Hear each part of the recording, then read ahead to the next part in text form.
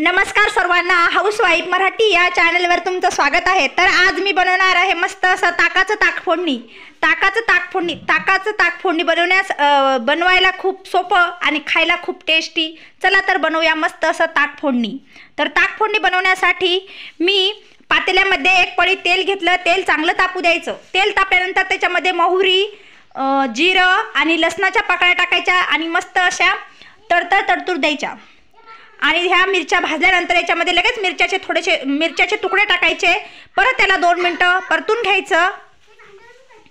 हे ताक फोडणी एकदम छान लागतं खायला। 2 मिनिटं ह्या मिरच्या मस्त अशा तेलामध्ये व्यवस्थित भाजून घ्यायच्या। ताक फोडणी ज्वारीच्या भाकरीसोबत, भातासोबत खूप छान लागते। आमच्या खेडेपाड्यामध्ये तर जास्त प्रमाणात ही ताक फोडणी बनवतात, म्हणजे ताक खेड्यामध्ये जास्त मिळतं। नंतर कोथिंबीर आणि थोडंसं मीठ टाकायचं आणि मस्त असं थंडगार फ्रीजमधलं ताक टाकायचं। मस्त 2च मिनिटं याला मस्त असं हे करायचं, तापून घ्यायचं। आणि नंतर वरतून थोडीशी हिरवी मस्त अशी चांगली कोथिंबीर वरतून टाकून घ्यायची।